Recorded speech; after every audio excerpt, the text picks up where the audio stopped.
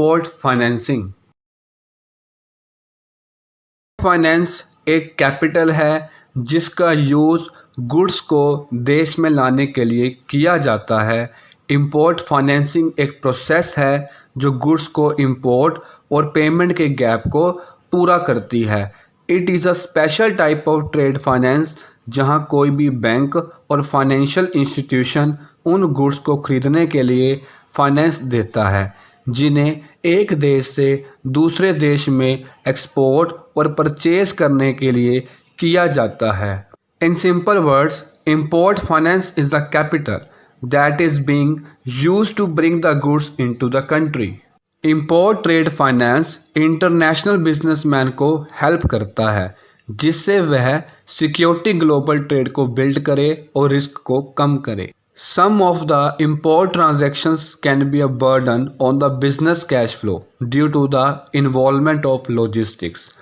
Plus, due to the long time gap between the purchase and delivery of goods, the businessmen want to cover their expenses until the goods arrive.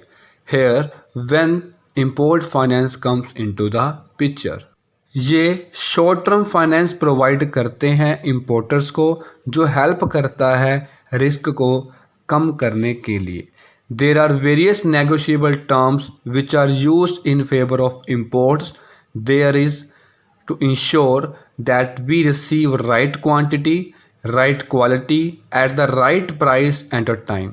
This will also help in reducing the risk which is involved in imports to a great extent.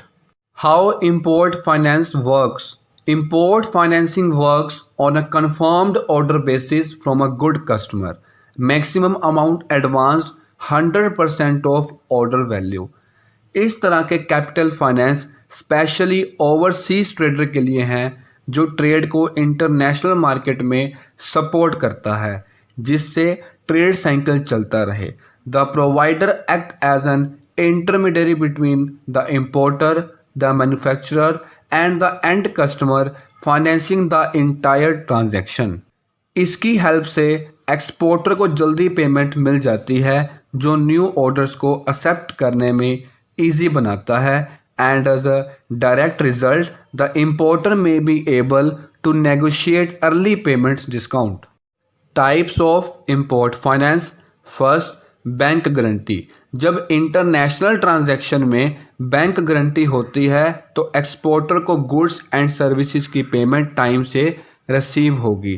अगर फिर भी importer payment करने में और terms and condition में fail हो जाए तब इशूइंग बैंक एक्सपोर्टर को पेमेंट करेगा। Second, asset backed facilities. ये एक फाइनेंशियल टूल है जो लोन को सिक्योर करता है against the asset.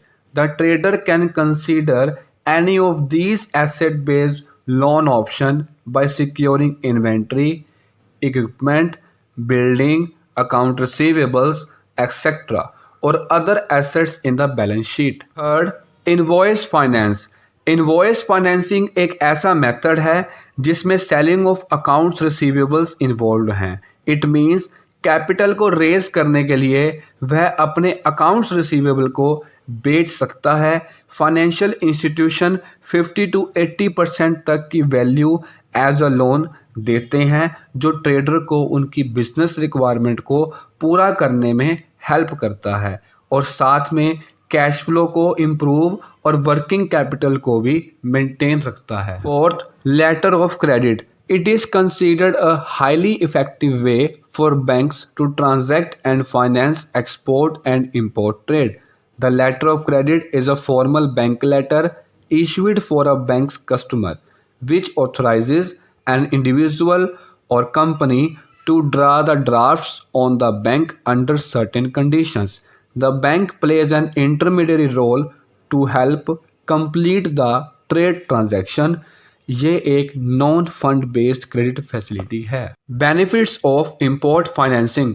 First, challenges like fluctuations in currency value, political and economic environment, and doubts related to business partner repayment capability surround import trade.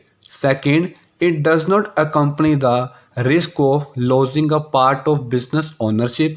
Third, With the help of import financing, importers can meet the working capital requirement and avoid cash flow issues. Fourth, importers can expand their business without the need for any equity or private investor. Fifth, this helps importer to choose a tenure that allows them to repay the loan conveniently. Thank you.